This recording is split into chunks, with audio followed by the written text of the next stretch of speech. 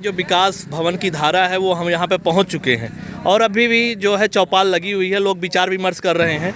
विचार विमर्श यहाँ तक पहुँच चुका है कि हमने तो आंकड़ा लगाया था 1000 का, लेकिन यहाँ पे लोग कह रहे हैं 1200 प्लस में है सियाराम प्रधान का वोट। लोग अपने जाहिर कर रहे हैं कि हमने वोट दिया, ये अच्छी बात है, मानना भी पड़ेगा। हमारे जो मुख्य पीठासीन अधिकारी बैठे हैं यहाँ पे, उन्होंने जो आंकड़ा लगाया वो तो बोले कि तीनों को मिला दीजिए तो 150 में रहेंगे। 1450 वोट सियाराम को बता रहे हैं। और हाँ, दूसरे लोग जो हैं बुझी बीड़ी, कप्तान ने कहा कि बुझी बीड़ी उन लोगों की उपमा दे दी गई है। हम नहीं कहेंगे ऐसा, लेकिन ये सियाराम प्रधान जो है वो 1450 वोट का आंकड़ा लगाया गया है। चारों तरफ जो खुशनुमा माहौल है, चेहरे पर खुशी झलक रही है। और बीडीसी प्रत्याशी हमारे कहाँ हैं, उनके भी रौनक जो है वो दुगनी हो गई, क्योंकि 1 से 8 में जो है वो लगभग 912 वोट पड़ा हुआ है। अमूमन हम अंदाज लगा सकते हैं 700 वोट या 500 वोट के लगभग जो है मिलेगा। बाकी ऊपर वाला जाने क्या है क्या नहीं है, पेटी में बंद हो चुका है। इनका भाग्य आजमाया जाएगा 2 तारीख को।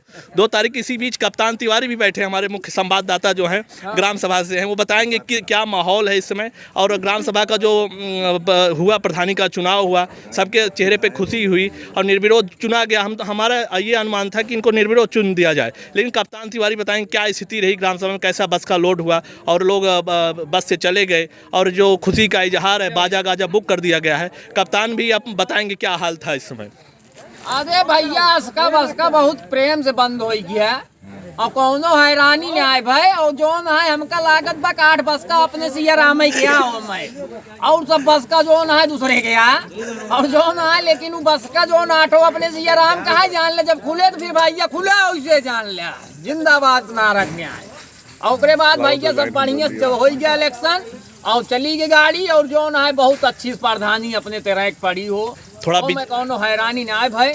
थोड़ा और हमारे विचार से थोड़ा मास्टर साहब हमारे उपलब्ध हैं इस समय, वो बताएंगे, प्रबंधक जी हैं, वो बताएंगे क्या स्थिति है ग्राम सभा की जो है, वो इसके विषय में बताएंगे कि वोट का जो दायरा था कहाँ तक पहुँचा, कहाँ तक बंद हुआ, शांतिपूर्ण ढंग से मतदान भी हुआ, बताएंगे किस तरीके से। मास्टर साहब आप बताएं कि क्या स्थिति थी आज ग्राम सभा में जो चुनाव हुआ। पिछले कई दशकों से जो है ये खुली जीत हुई, कहा जाए कि जो है निर्विरोध अगर दिया जाता तब भी एक खुशी मानी जाती कि ये कर दिया था, लेकिन लोगों में रोष था और अपने अड़ंगा लगाया उन्होंने और जो वोट का मतदान पड़ा। मास्टर साहब बताएंगे किस तरीके की स्थिति। जी बाबा जी, बहुत बहुत धन्यवाद।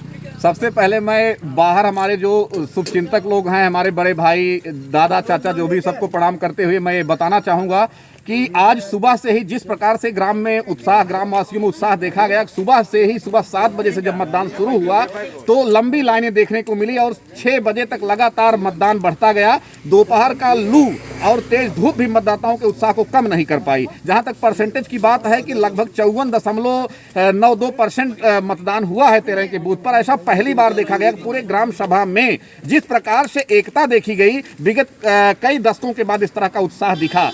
और जहां तक बाबा जी ने एक बात रखी कि अगर निर्विरोध कर दिया था तो बहुत बड़ा सौभाग्य गांव का होता, लेकिन कुछ लोगों की गलत विचारधाराओं ने हमारे गांव को चुनाव की तरफ ढकेला। यद्यप चुनाव एक तरफा है जिसमें किसी प्रकार का कोई संदेह नहीं है। सियाराम का जो आंकड़ा है लगभग 1080 वोटों का है कि 1080 वोट सियाराम को मिले हुए हैं 1516 वोटों में।